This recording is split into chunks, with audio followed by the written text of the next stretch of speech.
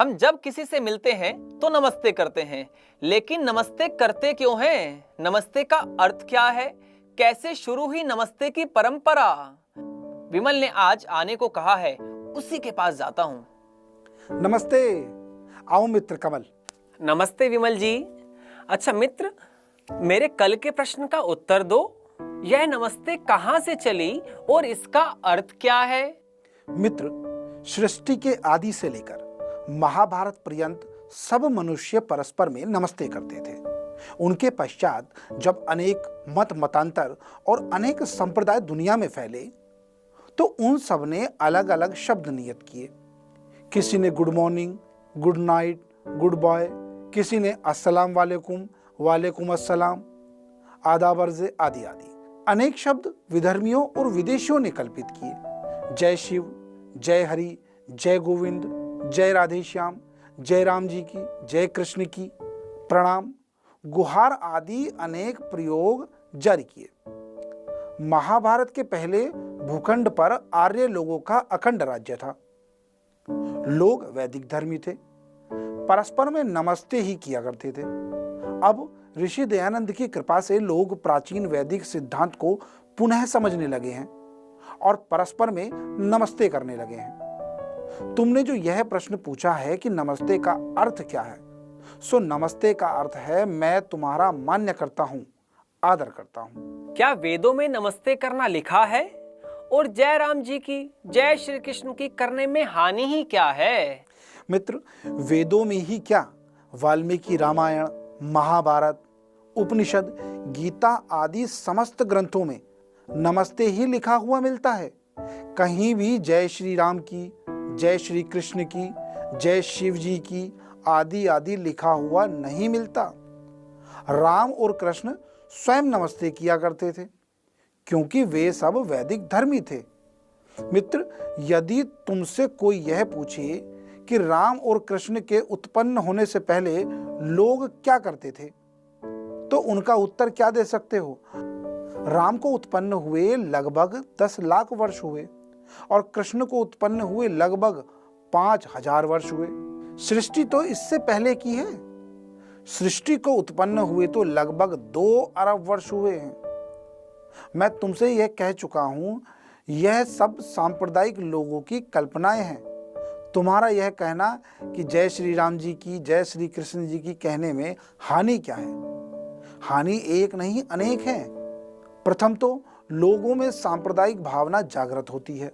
दूसरे, इन प्रयोगों में परस्पर के समान की कोई भावना नहीं है। मानव समाज में तो कोई उम्र में किसी से बड़ा है, कोई उम्र में छोटा है, कोई उम्र में बराबर है। जब परस्पर में एक दूसरे से मिलना हो तो एक दूसरे के प्रति आदर और सम्मान का भाव प्रकट करना मनुष्यता और सभ्यता का चिन्ह है। ऐसा ना करके जय श्री राम की, जय श्री कृष्ण जी की, जय शिव जी की करना शोभास्पद प्रतीत होता है। कल्पना करो, तुम्हें अपनी नानी, मामी या बुआ फूफा के दर्शन हुए और उस समय उन सब से तुमने जय राम जी की, जय कृष्ण जी की कहा, तो ऐसा कहने से तुमने उनके सम्मान में शब्द कहाँ कहे? क्यों, जय राम जी की बोलने में राम की जय और जय कृष्ण जी की बोलने में कृष्ण जी की जय। उनके आदर और सम्मान में तो कुछ कहा ही नहीं। नमस्ते कहने से यह बात निकलती है, मैं तुम्हारा सम्मान करता हूं, मैं तुम्हारा आदर करता हूं। आदर हर एक का होना चाहिए, छोटों का, बड़ों का, छोटों का छोटा जैसा, बड़ों का बड़ा जैसा। बच्चों का भी आदर है और बड़ों का भी आदर है। माता पिता का भी आदर है, पुत्र पुत्री का भी आदर है। राम की जय और कृष्ण की जय बोलने में राम और कृष्ण का नाम जुबान पर आता है। नाम तो आता है, पर क्या ये जरूरी है कि एक दूसरे के सम्मान और सत्कार के समय भी जय श्री राम की और जय श्री कृष्ण जी की कहा जाए? क्या हर समय हर एक शब्द का बोलना उचित होता है? समय पर राम की और कृष्ण की जय बोलना भी अच्छा प्रतीत हो सकता है। जहां राम और कृष्ण का चरित्र वर्णन किया जा रहा हो, वहां कंस और रावण के मुकाबले पर राम कृष्ण की जय बोलना अत्यंत सुंदर और शोभामान प्रतीत होता है। क्या अच्छे शब्द हर समय नहीं बोले जा सकते हैं? चाहे कितने ही सुंदर शब्द हो, वे समय पर ही अच्छे मालूम देते हैं। देखो, राम राम सत्य है, कितना सुंदर वाक्य है, परंतु हर समय अच्छा मालूम नहीं होता। यदि हर समय मालूम दे तो थोड़ा सा विवाह के अवसर पर इसे बोलकर देखो, फिर पता चले कि यह वाक्य कितना भयंकर है। इस वाक्य के बोलने में कितनी बुराइयां हैं और गलतियां पल्ले पड़ती हैं। थोड़ा प्रयोग करके कभी देखो तो सही। क्या प्रत्येक को नमस्ते करना चाहिए? बेटा बाप को नमस्ते करे तो ठीक भी है, परंतु बाप बेटे को नमस्ते करे, माँ बेटी को नमस्ते करे, छोटे बड़े को, बड़ा छोटे को, नीच ऊंच को, ऊंच नीच को, भला यह क्या बात हुई? अच्छा, यह बताओ कि एक मनुष्य को अपनी माता से प्रेम करना चाहिए या नहीं? हाँ, करना चाहिए। अपने भाई से भी प्रेम करना चाहिए या नहीं? हाँ, करना चाहिए। अपनी पुत्री से भी प्रेम करना चाहिए या नहीं? हाँ हाँ, करना चाहिए। अपनी पत्नी से भी प्रेम करना चाहिए या नहीं? हाँ, बिल्कुल करना चाहिए। अब मैं पूछता हूँ, सबसे ही प्रेम करना चाहिए, यह क्या बात हुई?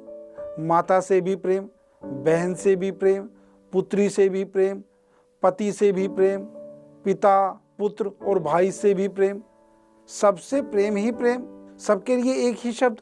भला यह कहाँ की सभ्यता है कि प्रत्येक से प्रेम करें?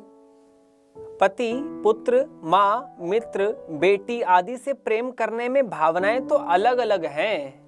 इसी प्रकार नमस्ते करने की भावनाएं भी अलग अलग हैं।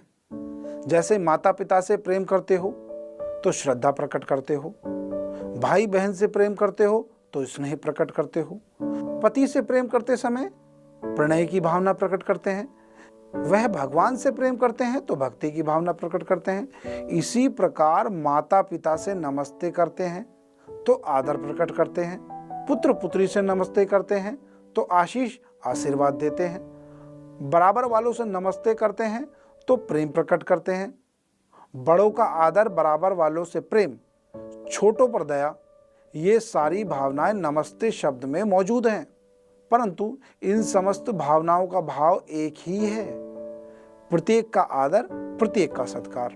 जैसे श्रद्धा, स्नेह, प्रणय आदि शब्द प्रेम के ही दूसरे रूप हैं, इसी प्रकार आदर, आशीर्वाद, प्रेम आदि भी नमस्ते के ही दूसरे रूप हैं। मित्र, आपने यह शंका तो निवारण कर दी। अब यह बतलाइए कि मनुष्य को मांस खाना चाहिए या नहीं?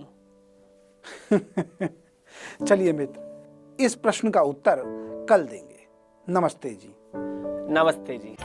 वेद